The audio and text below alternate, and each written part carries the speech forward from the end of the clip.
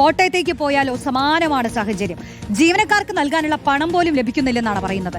സർവീസിൽ നിന്നുള്ള വരുമാനം ഗണ്യമായി കുറഞ്ഞു. സ്ത്രീ യാത്രക്കാർ ബസ്സിൽ കയറുന്നുമില്ല. ഈ രീതിയിൽ മുന്നോട്ട് പോവുകയാണെങ്കിൽ സർവീസ് നിർത്തിവെക്കേണ്ടി വരും. 1-ാം തീയതി മുതൽ സർവീസ് നിർത്തിവെക്കുന്നത് ആലോചനയിലുണ്ടെന്നും ജീവനക്കാർ പറയുന്നു. എതിർച്ച വന്ന ശേഷം വണ്ടിക്കാരെല്ലാം ഭയങ്കര നഷ്ടത്തിലാണ്. 2000 രൂപയുടെ വ്യത്യാസമാണ്. നിർത്തുന്ന ബസ്സിലേക്ക് പോകുന്നു, അല്ല പ്രൈവറ്റ് ബസ് അടച്ചു പൂട്ടും. ആരും കയറുന്നില്ല. സ്ഥിരം കയറുന്ന ആൾക്കാരെ മുന്നിൽ ചെന്ന് ഓൺ അടിച്ചാൽ പോലും എല്ലാവരും മാറി നിൽക്കുകയാണ്. സർക്കാർ ഇങ്ങനെ ഫ്രീ ആക്കി കൊടുത്തേക്കുന്നത് ഞങ്ങളുടെ പാർട്ടിയായിട്ടുള്ള പരിഗണിക്കേണ്ടത് സർക്കാർ ചെയ്തത്. പ്രൈവറ്റ് പ്രസ്ഥാനം തന്നെ നിന്നു പോകും. ആ രീതിയിലാണ് മുന്നോട്ട് പോകുന്നത്. ഓണർക്കൊന്നും കിട്ടുന്നില്ല. ഞങ്ങൾക്ക് ശമ്പളം 10-200 രൂപയുടെ കുറവുണ്ട്. ഇത് ഇങ്ങനെ നമുക്ക് ഈ ശമ്പളത്തിനൊന്നും ജോലി ചെയ്താലും അവർക്കും ഒന്നും കിട്ടുന്നില്ല. അപ്പോൾ സ്വാഭാവികമായിട്ട് ഇത് ക്രമേണ നിന്നു പോകും. അതിനാണ് സാധ്യത കൂടുതൽ. നമ്മുടെ അവസ്ഥ എന്ന് പറഞ്ഞാൽ യാത്രക്കാരില്ല. 7 മണി തൊട്ട് വന്ന് പെണ്ണുങ്ങൾ അവിടെ ഇരിക്കുക 8-ന് വണ്ടിക്ക് പോരാൻ. അതിനോടായിട്ടൊക്കെ 7:30-ക്ക് വണ്ടിയുണ്ട്, 8:45-ൻ്റെ വണ്ടിയുണ്ട്, 8:15-നുണ്ട്. ഈ വണ്ടിയിലൊന്നും ആരും യാത്ര ചെയ്യുന്നില്ല. 2,500 രൂപ ബാലൻസ് കിട്ടിക്കൊണ്ടിരുന്ന വണ്ടികളാണ്. അതിനൊന്നും ഇപ്പോൾ ബാലൻസ് ഇല്ല. പ്രതിസന്ധിയാണ്. മിക്കവാറും 1-ാം തീയതി തൊട്ട് കയറ്റിയിടാനായിട്ടുള്ള സാഹചര്യങ്ങളാണ്. മാനേജ്മെൻറ്റ് പറഞ്ഞ് കയറ്റിയിട്ടേര് എന്നാത്തിനാണ് ഓടുന്നത്. കളക്ഷൻ കുറഞ്ഞു.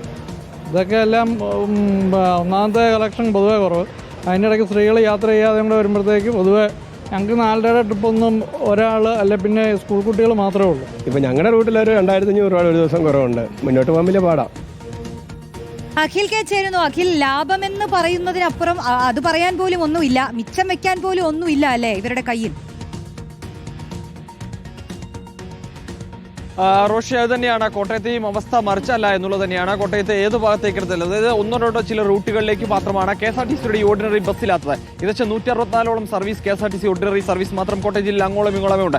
അപ്പോൾ ഈ പ്രദേശങ്ങളിലേക്കൊക്കെ തന്നെ സ്ത്രീ യാത്രക്കാർ കയറുന്നില്ല എന്നുള്ളത് തന്നെയാണ്. രാവിലെ ഓടുമ്പോഴോ അല്ലെങ്കിൽ മറ്റ് ഘട്ടങ്ങളിലൊക്കെ തന്നെ ഈ KSRTC ബസ്സിൽ കാത്തു നിൽക്കുകയാണ്. ഈ സ്വകാര്യ ബസ് പോയി നിന്നാൽ അതിൽ സ്ഥിരമായി കയറുന്ന യാത്രക്കാർ പോലും കയറാൻ സ്ഥിതിയുണ്ട് എന്നുള്ളതാണ്. അതായത് മിച്ചം പിടിക്കാൻ കഴിയുന്നില്ല. ഈ 2,000 രൂപയൊക്കെ ഒരു ദിവസം മിച്ചം പിടിച്ചിരുന്ന വണ്ടികളിൽ നിന്ന് ഇന്ന് ഒന്നും തന്നെ പിടിക്കാൻ കഴിയുന്നില്ല. ഒരു ദിവസം 200-300 രൂപയൊക്കെ ശമ്പളത്തിൽ നിന്ന് തന്നെ കുറവ് വരുന്നു. വലിയ പ്രതിസന്ധി നേരിടുന്നു എന്നുള്ള എണ്ണ അടിക്കാൻ പോലുമുള്ള തുകയിലേക്ക് എത്താത്ത ദിവസങ്ങൾ പോലും ഉണ്ട് എന്നാണ് പറയുന്നത്. അത്തരത്തിൽ നമ്മൾ അവരോട് സംസാരിക്കുമ്പോൾ 1-ാം തീയതി മുതൽ തന്നെ പല ഉടമകളും ഈ ബസ് കയറ്റി ഇട്ടോളാനുള്ള നിർദ്ദേശം നൽകിയിട്ടുണ്ട് എന്നുള്ളത്. അതായത് തൃശ്ശൂരിന് സമാനമായ രീതിയിലേക്ക് ഒരുപക്ഷെ 1-ാം തീയതിക്ക് ശേഷം പല ബസ്സുകളും അവരുടെ സർവീസ് അവസാനിപ്പിക്കുന്നു അല്ലെങ്കിൽ സർവീസ് നിർത്തിവെക്കുന്നു എന്ന് RTOയ്ക്കൊക്കെ സമർപ്പിക്കാനുള്ള സാധ്യത കൂടിയുണ്ട്. അതായത് ഓടിക്കാനുള്ള പണം ലഭിക്കുന്നില്ലെങ്കിൽ പിന്നെ വെറുതെ ഈ നഷ്ടത്തിൽ വാഹനം ഓടിച്ചിട്ട് കാര്യമില്ല.